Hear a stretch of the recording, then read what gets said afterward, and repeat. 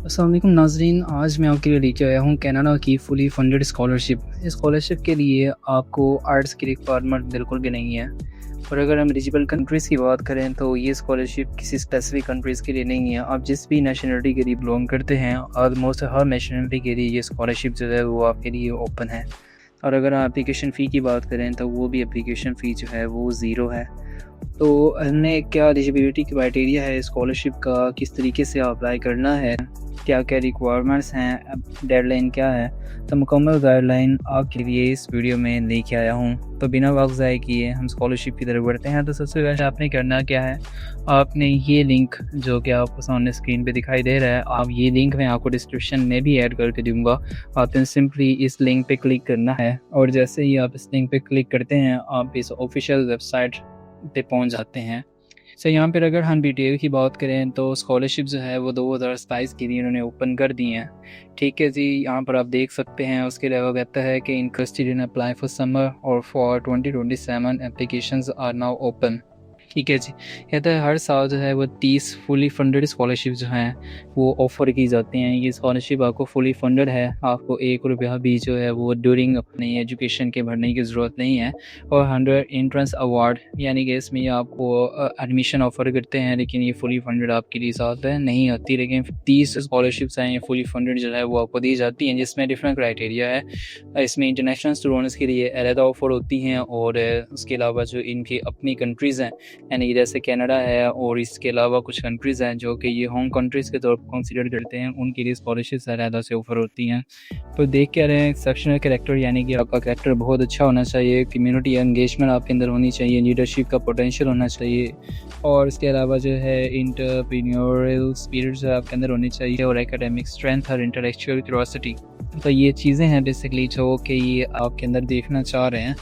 अगर आपके अंदर हैं और आप इनको शो करवा सकते हैं अपने कम्युनिकेशन के थ्रू, इंटरव्यू के ज़रिए, अपने वर्क के थ्रू यानी कि अपना लेटर्स के थ्रू, तो आपको स्कॉलरशिप के अंदर लाजमी अप्लाई करना चाहिए। उसके अलावा एलिजिबिलिटी क्राइटेरिया क्या है, यानी कि बेसिक एलिजिबिलिटी क्राइटेरिया क्या है, वो ये है कि आप कहता है कि to be eligible to apply for our 2027 you will need to meet one of the following criteria. तो इसमें से एक क्राइटेरिया पे आपको फुलफिल होना पड़ेगा, जैसे ये you are a current student on a track to earn your first bachelor degree by August 2027। यानी कि अगर आपकी बैचलर डिग्री तो मुकम्मल नहीं है, फिर स्कॉलरशिप बेसिकली मास्टर के स्टूडेंट्स के लिए है। ठीक है, तो अगर आपकी बैचलर डिग्री जो है वो 2027 में अगस्त 2027 में मुकम्मल होने वाली है तो आप स्कॉलरशिप के लिए एलिजिबल हैं। ठीक है, या फिर आपने अपनी बैचलर की डिग्री तकरीबन 5 साल पहले यानी कि जनवरी 2021 से पहले मुकम्मल यानी कि लास्ट 2021 में मुकम्मल की हो या 2021 के बाद मुकम्मल की हो। अगर उससे पीछे लाइक फॉर एग्जांपल 2020 है या 2019 है तो आप एलिजिबल नहीं, यानी कि आपकी डिग्री जो है वो 5 साल पुरानी होनी चाहिए या फिर 2021 के बाद होनी चाहिए तो भी आप एलिजिबल हैं। You earn your first bachelor degree more than 5 year ago and were 30 years on a younger on January 1 2026। यानी कि जो आपकी एज है वो जनवरी 1 2026 तक जो है वो 30 साल या इससे छोटे हैं तो आप स्कॉलरशिप के लिए एलिजिबल हैं। ठीक है, तो ये बेसिक जो है वो इसकी रिक्वायरमेंट्स हैं स्कॉलरशिप पे अप्लाई करने की। तो ये आपने देख लेनी है। अगर आपको लगता है कि हाँ ये पूरी हैं तो आपको लाजमी अप्लाई करना चाहिए। उसके अलावा कुछ मिनिमम डिग्री रिक्वायरमेंट है, लैंग्वेज की रिक्वायरमेंट्स है, ये आगे चल के मैं आपको बताता हूँ। जैसे मैंने पहले कहा था कि ये अलहदा से ऑफ़र करते हैं तो इनकी डेडलाइंस भी अलहदा से ही हैं। जैसे कनाडा और यूनाइटेड स्टेट के लिए इनकी जो डेडलाइन है वो सितंबर 23 एंड 2026 है। ठीक है जी, और अगर हम इंटरनेशनल स्टूडेंट्स की बात करते हैं तो अगस्त 19 यानी कि तकरीबन आपके पास 1 मंथ भी नहीं है स्कॉलरशिप के ऊपर अप्लाई करने के लिए। तो ऐसा जितनी जल्दी होता है या फिर आप मेरे वीडियो के साथ क्योंकि आज मैं मुकम्मल बताने वाला हूँ कि अप्लाई करना कैसे है, तो आप मेरे साथ साथ भी अप्लाई कर सकते हैं। उसके बाद डेडलाइन का ये कहते हैं check your deadline, answer 2 questions and then confirm your application deadline. तो जैसे कि बता दिया मैंने कि अगर आप कैनेडियन सिटीजन हैं तो आप इसमें नो को चूज़ करना है, तो इस चीज़ को आपको देखने की ज़रूरत नहीं है, आपको वैसे ही कंफर्म हो जाएगा। अच्छा, स्कॉलरशिप के अंदर अप्लाई कैसे करना है, तो सबसे पहले अभी जो आपके पास ओपन है वो आपके पास स्कॉलरशिप्स ओपन है। बेसिकली आपने सबसे पहले क्या करना है, आपने स्कॉलरशिप के अंदर अप्लाई करना है अगस्त 19 आई थिंक अगस्त 19 से पहले आपने स्कॉलरशिप के अंदर जो है वो अप्लाई करना है। और जैसे ही आप एप्लीकेशन स्कॉलरशिप के अंदर अप्लाई करते हैं उसके बाद अक्टूबर में जैसे ही एप्लीकेशन स्कॉलरशिप बंद होती हैं तो अक्टूबर से लेकर दिसंबर तक आपको इनके प्रोग्राम्स के अंदर अप्लाई करना है, यानी कि आपको यूनिवर्सिटी के लिए एडमिशन के लिए अप्लाई करना है। और फिर ये दोनों मिल के जो है आपके स्कॉलरशिप्स और साथ साथ आपके प्रोग्राम्स यानी कि एडमिशन दोनों को इवेल्यूएट करते हैं और आपके इंटरव्यूज़ होते हैं। सिलेक्टेड स्टूडेंट्स के इंटरव्यू होते हैं, ये आपके फ़िज़िकल भी हो सकते हैं और साथ साथ जो है वो आपके कह सकते हैं कि आपके ऑनलाइन इंटरव्यूज़ भी हो सकते हैं और उसके बाद जो है वो आपको स्कॉलरशिप जो है वो ऑफ़र की जाती हैं। ठीक है जी। उसके बाद जो कहता है कि आउटरीच पार्टनर्स ये आपको देखने की ज़रूरत नहीं है, देखना चाहें तो आपकी अपनी इन्फॉर्मेशन के लिए कि इसमें इनके कौन कौन से पार्टनर्स में इनके स्कॉलरशिप आपको ऑफ़र करते हैं, तो बहुत सारी कंट्रीज़ हैं। ठीक है। तो हम देखते हैं बिना वज़ाई कि अप्लाई कैसे करना है। तो सबसे पहले आप यहाँ से अप्लाई नाउ पे भी कर सकते हैं या फिर एप्लीकेशंस में जाएंगे तो आपके पास हाउ टू अप्लाई यहाँ से ऑप्शन आ जाता है। जैसे आप हाउ टू अप्लाई के ऊपर जो है वो क्लिक करते हैं तो आपने नीचे आना है, यहाँ से कर लीजिएगा। आपने अप्लाई नाउ पे क्लिक करना है। जैसे अप्लाई नाउ पे आता है तो आपके पास एक नया पेज आ जाता है। इस नए पेज पे मेरे पास ये शो हो रहा है, आपके पास थोड़ा सा लग होगा, आपसे आपका जो है पासवर्ड ईमेल वगैरह रिक्वायर्ड करता है। जैसे आप उस पर करते हैं तो उसके बाद जो है वो साइन इन करने के बाद आपके पास एक नया पेज जो है वो ओपन होता है जिसमें कहता है कि आपने अगर पहले से, जैसे कि मैंने आपको दिखाने के लिए पहले से कुछ हद तक इसके अंदर अप्लाई किया था, अगर आप नए तरीके से अप्लाई करना चाहेंगे तो आप स्टार्ट न्यू एप्लीकेशन पे करेंगे और मैं पहले वाले को रिज्यूम करता हूँ। चैनल स्टार्ट न्यू एप्लीकेशन पे अगर हम करते हैं ओके, तो हम करते हैं जो मैंने पहले से स्कॉलरशिप जो है कंटिन्यू की थी। जैसे हम उस पर अप्लाई करने के लिए इसे ओपन करते हैं तो यहाँ पर आपके पास जो है वो कुछ रिक्वायरमेंट्स हैं, आपने इनको फुलफ़िल करना है और उसके बाद आपकी एप्लीकेशन जो है वो कंप्लीट हो जाएगी। सबसे पहले आपके पास है जी स्टार्ट। तो स्टार्ट में आपसे पूछता है प्लीज़ सेलेक्ट द लैंग्वेज और द एप्लीकेशन फॉर्म, है किस के अंदर एप्लीकेशन को फिल करना चाहेंगे, आप इंग्लिश के अंदर करना चाहेंगे या फ्रेंच के अंदर, जो आपने इंग्लिश को सिलेक्ट करना है। ठीक है। उसके बाद एलिजिबिलिटी अगर हम देखें तो एलिजिबिलिटी में वही बात हमने पहले पढ़ ली है कि आपके पास डिग्री 2027 अगस्त तक मुकम्मल हो जानी चाहिए, 5 साल पुरानी होनी चाहिए, तो आपने इसको पढ़ लेना है। ठीक है। उसके बाद लैंग्वेज की रिक्वायरमेंट्स हैं। लैंग्वेज कहता है कि आपको अगर आपके पास आर्ट्स है या टोफल है तो आपने उसको सिलेक्ट कर लेना है, अगर नहीं है तो आप इंग्लिश प्रोफिशेंसी जो है उससे रिलेटेड क्वेश्चन जो है वो अपने मैगॉल्टी यूनिवर्सिटी के अंदर करना है, यानी कि आप इंग्लिश प्रोफिशेंसी बेसिकली अप्लाई जो है वो उसके थ्रू भी कर सकते हैं। उसके बाद स्कॉलरशिप एलिजिबिलिटी कहता है कि आप इनमें से किसी एक को चूज़ कर लें कि आपकी डिग्री 2027 तक मुकम्मल होने वाली है अगस्त में या पहले ही मुकम्मल कर लिया है। तो मैं कह रहा हूँ कि मैंने ऑलरेडी मुकम्मल की हुई है तो मैंने सेकंड ऑप्शन को चूज़ किया है। ठीक है जी। मैं यही कि आप थर्ड ऑप्शन को भी चूज़ कर सकते हैं। ठीक है। यंगर भी हों। ठीक है। मैं थर्ड ऑप्शन को जो है यहाँ से चूज़ कर लेता हूँ कि थोड़ा यंगर होऊंगा मैं उस टाइम के ऊपर। ये थोड़ा सा हम चाह रहे थे स्टार्ट पे, तो हम स्टार्ट पे अगेन आते हैं। तो इस चीज़ पे आपने देख लेना है, आप सेकंड ऑप्शन थर्ड ऑप्शन को चूज़ कर लें। I completed my first undergraduate degree before 2021 and was 30 year और यंगर ऑन जनवरी, यानी कि मैं दोनों रिक्वायरमेंट्स को पूरा कर रहा हूँ तो आपने थर्ड ऑप्शन को जो है वो चूज़ कर लेना। फोर्थ नहीं करना है क्योंकि वो एज के लिहाज से कह रहा है कि वो 30 से ज़्यादा नहीं होनी चाहिए, तो आपने थर्ड ऑप्शन को बेस्ट रहेगा वो चूज़ करना है। उसके बाद प्रीवियस एप्लीकेशन क्या आपने पहले कभी स्कॉलरशिप पे अप्लाई किया तो आपने येस और नो देख लीजिएगा। मैंने कभी नहीं किया तो मैं दो को चूज़ कर रहा हूँ। वे स्कॉलरशिप आप कौन सी स्कॉलरशिप के अंदर अप्लाई कर रहे हैं तो कहता है कि अगर आप कैनेडियन सिटीजनशिप हैं यानी कि Canadian international applicants are eligible for different type of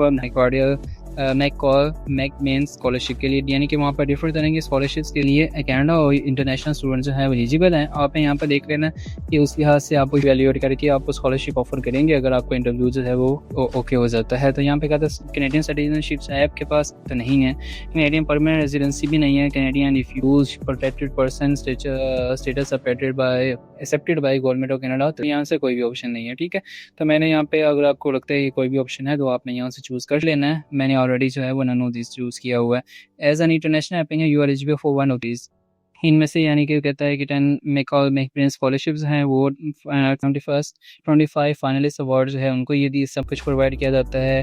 up to 15 vaginal awards हैं ये प्रोवाइड किए जाते हैं। ठीक है जी। तो कहता है you apply for Canadian permanent residency कि आपने कभी अप्लाई किया तो मैंने यहाँ पे नो को चूज़ किया। उसके बाद कहता है कि आपने अपनी यूनिवर्सिटी का नाम मेंशन करना है। जैसे मैंने यूनिवर्सिटी का नाम मेंशन किया यूनिवर्सिटी ऑफ सर्वोदा और मैंने बता दिया कि मैंने कब कंप्लीट किया, तो आपने इन दोनों चीज़ों को देख लेना। उसके बाद बेसिकली ये एक एंडोर्समेंट मांगते हैं, यानी कि बेसिकली फॉर एग्जाम्पल अगर यूनिवर्सिटी सरगोदा के थ्रू अप्लाई कर रहा हूँ तो ये एक ही स्टूडेंट को जो है वो ऑफ़र करते हैं, यानी कि अगर कोई और स्टूडेंट यूनिवर्सिटी ऑफ सरगोदा से अप्लाई कर रहा है तो या 2 हो जाएंगे, लेकिन ये आपको सिर्फ एक के लिए देंगे। तो आपने क्या करना है कि आपने अपने वाइस चांसलर के थ्रू जो है वाइस चांसलर को इन्फॉर्मेशन देनी है, बताना है कि मैं स्कॉलरशिप के लिए अप्लाई कर रहा हूँ, और एप्लीकेशन जो आप वाइस चांसलर को लिख के देंगे वही थ्रू मैं आपको दिखाऊंगा कि आपने इस यूनिवर्सिटी को यानी कि इस एप्लीकेशन के अंदर इंटर कर देना है।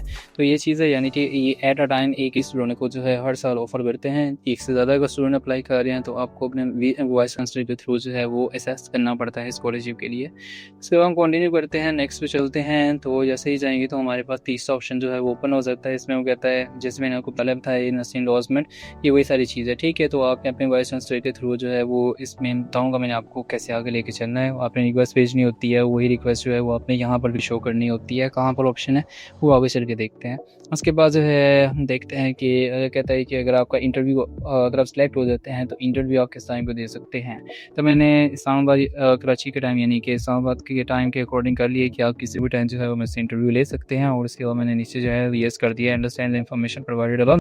मैंने जितनी भी इन्फॉर्मेशन दी है वो सारी की सारी ठीक है और मैं इसके एग्री करता हूँ, तो मैंने यहाँ पर क्या कर दिया, कंटिन्यू कर दिया है। ठीक है, आपको मैं जल्दी कर रहा हूँ ताकि वीडियो ज़्यादा लंबी ना हो। अगर आपको कोई क्वेश्चन है तो पूछिएगा, मैं आपको डिटेल से बता दूँगा। उसके बाद पर्सनल इन्फॉर्मेशन है, अपना नाम वगैरह, मिडल नेम वगैरह, ये सारी इन्फॉर्मेशन आपको पता है। आपने अपना date of birth, birth city, birth country, ये सारा कुछ इन्फॉर्मेशन यहाँ पर ऐड करनी है। उसके बाद अपनी फ़ोटो ऐड कर देनी है, अपनी कॉन्टैक्ट इन्फॉर्मेशन यहाँ पर सारी की सारी ऐड कर देनी है। सोशल मीडिया अकाउंट से आप इंटर करना चाहें आप कर दीजिएगा, ज़रूरी नहीं है, वैसे जिन पे स्टार है वो ज़रूरी है। ठीक है, जो आपने देख लेना कहाँ से आपने सुना, अगर आप चूज़ करना चाहें तो कर लीजिएगा, अगर छोड़ना चाहते हैं तो आप इसको छोड़ दीजिएगा।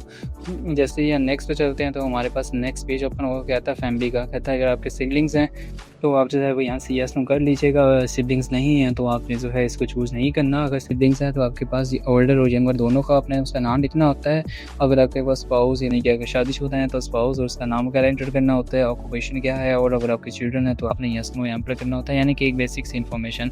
ये करने के बाद अगर आप नेक्स्ट पे चलते हैं तो आपके पास जो है वो नेक्स्ट आता है करंट और प्रीवियस एजुकेशन क्या, आपकी अभी एजुकेशन क्या हो, प्रीवियस एजुकेशन क्या थी। तो जो मैंने यूनिवर्सिटी ऑफ सरगोदा का नाम पहले ऐड किया था उससे वही चीज़ ऐड की हुई। Tell us more about your studies university district लगाओ, लेवल स्टडी आपने क्या स्टडी की है, फील्ड क्या थी, आपके प्रोग्राम की लेंथ कितनी थी, 4 साल की थी, 2 साल की थी, एमएससी की थी, आपने बीएससी की थी, आपने कब स्टार्ट किया और आपकी कब खत्म हो रही है, एक्सपेक्टेड है या आप मुकम्मल कर चुके हैं। And select the one the most closely match your current recent faculty, यानी यहाँ से फैकल्टी यहाँ पे चूज़ कर लेनी है कि आपका कौन सा प्रोग्राम, जैसे अगर मेडिसिन से हैं या किसी और डिग्री से बिलोंग करते तो आप यहाँ से चूज़ कर लेना, यानी क्लोज रिलेटेड प्रोग्राम के बारे में पूछा है आपसे। अगर आपने कोई और एजुकेशन है तो वहाँ पे इंटर कर दीजिएगा। अगर एजुकेशन मज़ीद नहीं है, स्कूल वगैरह आपने ऐड कर देना है, यानी कि अगर आपके पास मज़ीद एजुकेशन ऐड करना चाहें तो आप कर सकते हैं। अगर वहीं पर छोड़ देना चाहते हैं तो आप यहीं तक जो है मुकम्मल करके कंटिन्यू पेपर जो है वो आपने कर देना है। ठीक है, और जैसे हम कंटिन्यू पे करते हैं तो हमारे पास नेक्स्ट पेज ओपन होकर आता है scholarship awarded and destination.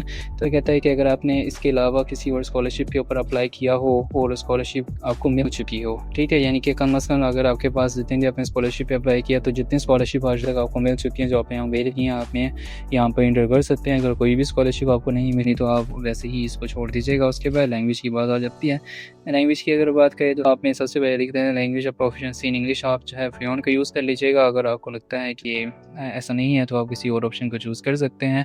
How do you learn English, आप इंग्लिश कैसे सीखते हैं, मतलब कहाँ से आपने इंग्लिश सीखी है, क्योंकि अगर आपकी मदर लैंग्वेज नहीं है, इंग्लिश बेसिकली आपने सीखी कहाँ से, और अभी अगर आप सीख रहे हैं तो कहाँ से सीख रहे हैं। आपने इसके ऊपर जो है वो सी कैरेक्टर्स जो हैं वो लिख देने हैं। You need to submit proof of English proficiency when you apply, कहता है कि आपको इंग्लिश प्रोफिशिएंसी ऐड करनी है, मतलब ज़रूरत है आपको। अगर आपकी मदर लैंग्वेज है तो आपको ऐड करने की ज़रूरत नहीं है, अगर आपकी नहीं है तो आपको यहाँ पर येस करना है और आपको ऐड करनी है।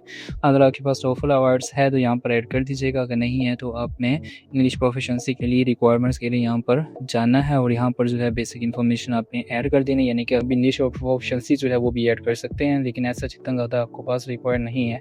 ठीक है, टेस्ट नेम, यानी कि अगर आपने टोफल वगैरह किया हुआ है, आर्ट्स किया हुआ है तो उसका नाम मेंशन करके आपने स्कोर ऐड कर देना है, और उसके बाद जो है टेस्ट डेट क्या है आपकी, कब किया था आपने, तो आपने ऐड कर देना है। अगर आपके पास फ्रेंच लैंग्वेज आपको आती है तो यस नो कीजिएगा, जो नहीं आती तो मैंने नो किया। और इसके बाद जो है अदर लैंग्वेजेस, अगर आपको इसके अलावा कोई लैंग्वेज आती है तो आप उसको चूज़ कर लीजिएगा। मैं इस ऑप्शन को ऐसे ही छोड़ देता हूँ। ठीक है, इंग्लिश प्रोफिशिएंसी आप यहाँ पर ऐड करके उसके थ्रू अप्लाई कर सकते हैं। ठीक है। उसके बाद जैसे ही हम करते हैं कंटिन्यू पे और हमारे पास जो है वो नेक्स्ट पेज ओपन होके आता है और उसमें आ जाता है एकेडमिक एंड करियर इंटरेस्ट। यहाँ पर बेसिकली आपने ऐड करना होता है कि in addition to apply to the McMain scholarship you will need to apply separately for admission to eligible program and care university. Basically होता क्या है कि आपने सबसे पहले स्कॉलरशिप के ऊपर अप्लाई करना होता है। जैसे स्कॉलरशिप के अप्लाई करते हैं तो स्कॉलरशिप अप्लाई करने के दौरान यहाँ पर जो है वो आपने एटलीस्ट वो आपको कहता है कि 3 या 5 प्रोग्राम्स आपको यहाँ पर ऐड करने होते हैं। आई थिंक 5 मैंने जब पढ़ा था तो मेरे ख्याल से 5 प्रोग्राम्स जो है वो आपने यहाँ पर ऐड करने होते हैं। ठीक है, 5 प्रोग्राम्स जब आप इसके अंदर ऐड कर देते हैं तो आप स्कॉलरशिप के लिए अप्लाई कर देते हैं। जब नेक्स्ट दिसंबर आई थिंक अक्टूबर दिसंबर के दौरान जब एडमिशन ओपन होते हैं तो आपको उनके अंदर भी अप्लाई कर सकते हैं एडमिशन के लिए उन 5 प्रोग्राम्स में। अगर आप यही करना चाह रहे हैं या कोई और प्रोग्राम्स के अंदर अप्लाई करना चाह रहे हैं तो आप किसी और प्रोग्राम के अंदर भी अप्लाई कर सकते हैं, यहाँ पर कोई इशू नहीं है। और अपने प्रोग्राम यहाँ पर ऐड करने कैसे हैं, ठीक है, तो यहाँ से आप ऐड प्रोग्राम पे जाएंगे तो यहाँ पर आपको ढेर सारे जो है प्रोग्राम देखने को मिलेंगे। आपने 5 प्रोग्राम्स यहाँ पर अप्लाई करने होते हैं, उनका नाम लिख दीजिए, उनकी लेंथ क्या है। इस तरीके से आपके 5 प्रोग्राम्स के अंदर अप्लाई कर देना है। जब एडमिशन ओपन होंगे तो उन्हीं 5 के अंदर भी कर सकते हैं। आप उनके अलावा भी जो है बाकी प्रोग्राम्स के अंदर भी अप्लाई कर सकते हैं, या आपकी अपनी मर्जी होती है। ठीक हो गया। तो यहाँ पर अगर थोड़ा सा मज़ीद पढ़ूँ, which master or professional program at Macaulay or you consider at this time, यानी कि अभी आप किन 5 प्रोग्राम्स के अंदर अप्लाई करने का इंटरेस्ट रखते हैं तो आपने ऐड प्रोग्राम करके यहाँ पे 5 ऐड कर देने हैं। ठीक है, और बाद में आप चेंज कर सकते हैं, नो इशू। और यहाँ पर कहता है कि अगर आप में पहले कभी यानी कि बेसिकली अगर थोड़ा सा नीचे आएंगे तो स्टैंडर्डाइज्ड टेस्ट है, ये ऑप्शनल है कि अगर आपने कभी पहले मैकमेन स्कॉलरशिप में अप्लाई किया हो और उसके बाद आपने एडमिशन के लिए भी अप्लाई किया और एडमिशन के टाइम पर अगर आपने कोई टेस्ट दिया हो जस्ट लाइक यहाँ पर कैस्पर का, डेट का, GMAT का, ग्री का और LSAT का, ये टेस्ट हैं। अगर आपके पास इनमें से कोई टेस्ट आपने कभी दिया हो, ठीक है, जैसे सैट का टेस्ट है, ग्री का टेस्ट है, ये टेस्ट होते हैं बेसिकली ये ऑप्शनल टेस्ट होते हैं। अगर आपके पास ये टेस्ट है तो आपकी एप्लीकेशन मज़ीद स्ट्रॉन्ग हो जाती है, कि नहीं है तो नो इशू। अगर आपके पास है तो आप कोई भी यहाँ पर टेस्ट ऐड करके उनके स्किल ऐड कर सकते हैं, ये ऑप्शनल है। अगर नहीं है तो आप छोड़ दें। करियर इंटरेस्ट क्या है आपका, आप यहाँ से 3 जो है वो अपने करियर इंटरेस्ट और इनके ऊपर 11 करैक्टर 110 लेटर जो है वो ऐड कर देने हैं। यानी कि बेसिकली जिन 5 प्रोग्राम्स में अप्लाई कर रहे हैं उन 5 प्रोग्राम में से आप 3 प्रोग्राम को यहाँ पर इंटर करके उनके बारे में थोड़ी इन्फॉर्मेशन जो है इसके अंदर ऐड कर दें। ठीक हो गया। और इसके बाद हम नेक्स्ट पे करते हैं तो हमारे पास नेक्स्ट कम्युनिटी इंगेजमेंट, ये है वही चीज़ जो मैंने आपको स्टार्टिंग में बताई है कि आपके अंदर क्या बेसिकली आप कम्युनिटी को इंगेज करने की एबिलिटी आपके अंदर है या नहीं है। जैसे please tell us about campus और community activities organization you have been involved in the last 5 year. For example 2021 के बाद या जैसे ही आपकी स्कॉलरशिप आपका बैचलर की डिग्री कर रहे थे या करने के दौरान आपने क्या किन एक्टिविटीज़ के अंदर इन्वॉल्व है। आपने कैंपस के अंदर कम्युनिटी एक्टिविटीज़ की या किसी ऑर्गेनाइजेशन के साथ जुड़े रहे, या आपने कोई भी जैसे कि आपने कोई वॉलंटियर वर्क किया हो, कम्युनिटीज़ इनिशिएटिव्स हैं, एक्स्ट्रा करिकुलर एक्टिविटीज़ हैं, स्पोर्ट्स है, सोशल एंटरप्रेन्योरशिप है, फेथ बेस्ड इनिशिएटिव्स हैं। यानी कि अगर आपने किसी के अंदर भी कुछ भी किया हो तो आप उन 5 प्रोग्राम्स को या उन चीज़ों को जो भी आपको आते हैं, जो भी आपने किया है, वो बेसिकली यहाँ पे ऐड कर एक्टिविटी करके यहाँ पर ऐड करनी है और इसको लाजमी जो है वो आप ऐड करें। यू मेरे सब टू 4 एक्टिविटीज़ ऑर्गेनाइजेशन 4 पढ़ सकते हैं एज मच एज, यानी कि कम अज़ कम जो है वो 4 के ऊपर तो आप लाजमी करें ताकि आप बेसिकली ये चीज़ जो है वो आपकी बहुत ज़्यादा इंपॉर्टेंट रहेगी। उसके बाद जो है नेक्स्ट पे जाएँ तो हमारे पास आता है जी ओरिजिनल वर्क। ये ओरिजिनल वर्क आपका ऑप्शन है, ठीक है, अगर आप ऐड करना चाहें तो ठीक है। Tell us about 3 intellectual academics and creative work that you have created और develop in the last 5 year, यानी कि कैसे वर्क हो सकते हैं 2021 के बाद आपने कौन से काम किए हैं। जैसा यहाँ पे अगर हम देखें तो कोई आपने रिसर्च की है, अगर पब्लिकेशन की है, कोई कॉन्फ्रेंस प्रेजेंटेशन, क्रिएटिव वर्क है, या फिर जो है वो ओपेड्स है, ब्लॉग्स हैं, ठीक है, यानी कि यूट्यूब चैनल है, पॉडकास्ट, यानी कि अगर कोई भी आपने इनमें से काम किया है तो आप इसको इंक्लूड कर सकते हैं। यानी बेसिकली बहुत सारे स्टूडेंट्स हैं वो क्या करते हैं, रिसर्च करते हैं, पब्लिकेशंस करते हैं, प्रेजेंटेशंस करते हैं, तो ये 4-5 चीज़ें तो बेसिक होती हैं, स्टूडेंट्स करते हैं। अगर आपने की हैं तो ऐड लाजमी करें, अगर नहीं की हैं, अगर आप नहीं इंक्लूड करना चाह रहे तो आप इसको वैसे ही छोड़ दें।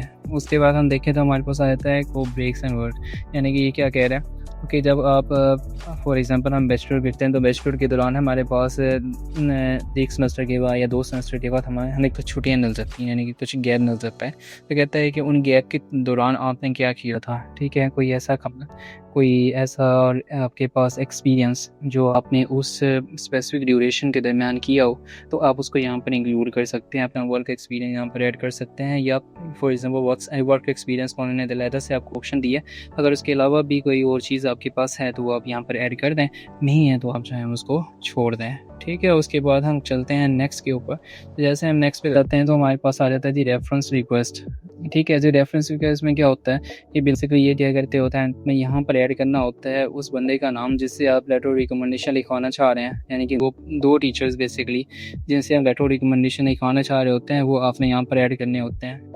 जैसे आप यहाँ पर ऐड करते हैं, एक यूनिवर्सिटी खुद उनसे कम्युनिकेट कर लेती है, उनके पास चली जाती है आपकी मेल थ्रू यूनिवर्सिटी, आपके वो प्रोफेसर जो है वो यहाँ पर लिख देते हैं। आपको नहीं पता चलता कि आपके प्रोफेसर ने आपके बारे में क्या लिखा है, लेकिन यूनिवर्सिटी और आपके प्रोफेसर के दरमियान कम्युनिकेशन होती है। जैसे ही आपको प्रोफेसर वहाँ पर लिख देता है, आपके पास एक कन्फर्मेशन जो है वो चीज़ आ जाती है कि हाँ, आपके प्रोफेसर ने जो है इस चीज़ को ऐड कर दिया है, लेकिन आपको नहीं पता होता है कि बेसिकली लिखा क्या गया है, ठीक है? तो यहाँ पर बेसिक यहाँ पर रेफरेंस रिक्वेस्ट आ गई है, आपने इसको पूरा पढ़ लेना है उसके, ठीक है जी।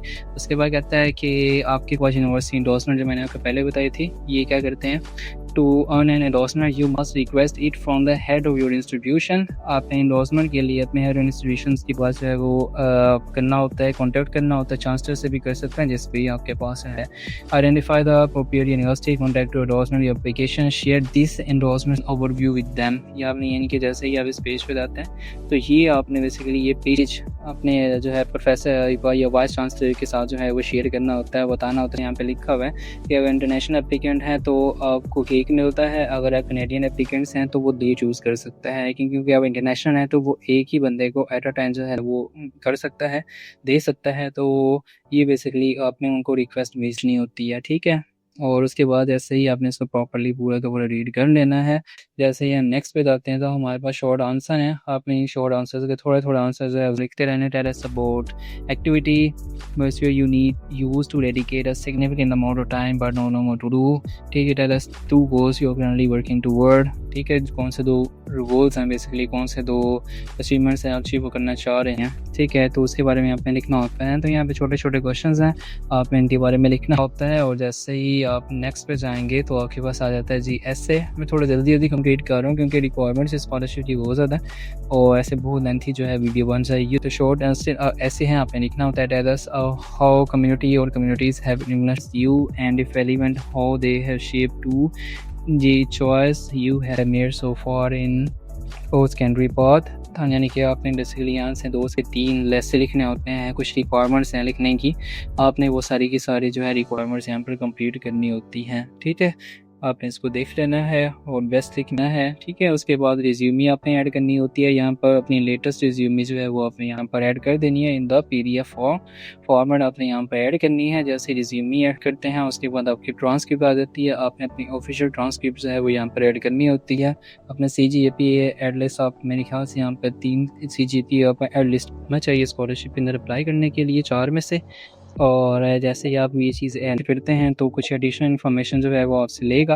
कुछ एडिशनल इन्फॉर्मेशन में क्या हो सकता है, is any additional context you would like to provide about your university transcript, कहता है कि कोई ऐसी चीज़ है जो आप ऐड करना चाहते हैं अपनी यूनिवर्सिटी ट्रांसक्रिप्ट के बारे में।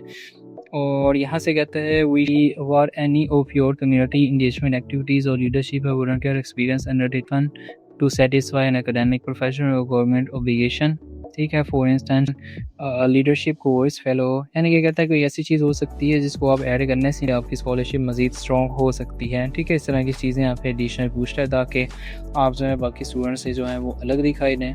उसके बाद कंडक्ट है, यानी कि पर्सनल कंडक्ट है। Have you ever been subject of an academic and non academic disciplinary action taken against you have been post secondary institution, तय कहता है कि जो आपका पुराना इंस्टीट्यूशन था क्या उस दौरान आपकी एजुकेशन के दौरान आपके अगेंस्ट किसी किस्म की कोई एक एक्शन तो नहीं लिया गया, तो आपने यस नो यहाँ पे करना है। Have you ever been withdraw from post, कहता है कि क्या आपको कभी निकाला गया है अपनी यूनिवर्सिटी के अंदर से, तो ये चीज़ ठीक है। तो उसके बाद कहता है कि make all make scholarship and make all ideas affiliates will commit show background है reference check as part of this selection process, यानी कि जो कुछ आप इंक्लूड करेंगे वो सारा कुछ जो है वो यहाँ पर चेक किया जाएगा।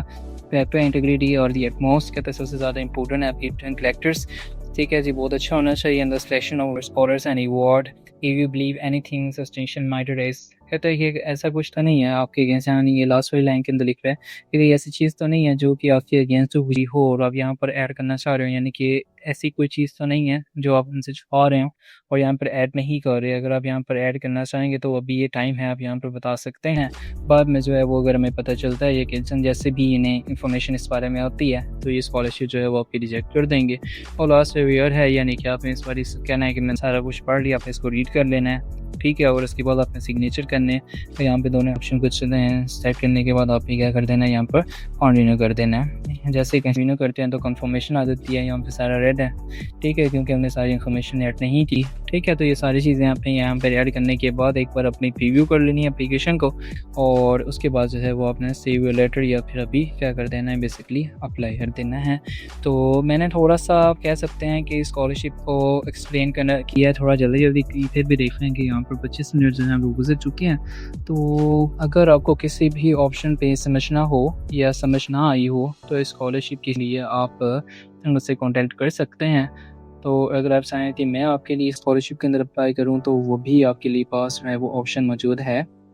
तो उम्मीद है कि आपको समझ आ गई होगी, अगर नहीं आई तो कमेंट लाजमी करें, कॉन्टैक्ट लाजमी करें मुझसे, और स्कॉलरशिप के अंदर लाजमी अप्लाई करें, क्योंकि कनाडा की जो स्कॉलरशिप्स होती हैं वो आपको बहुत कम लेकिन फुली फंडेड और बहुत बेनिफिशियल स्कॉलरशिप जो हैं वो आपको देखने को मिलती है। तो उम्मीद है आज की वीडियो आपके लिए बहुत बेनिफिशियल रही होगी। तो इस वीडियो और चैनल को लाइक शेयर और सब्सक्राइब मस्ट करें। ठीक है, जज़ाकल्लाह।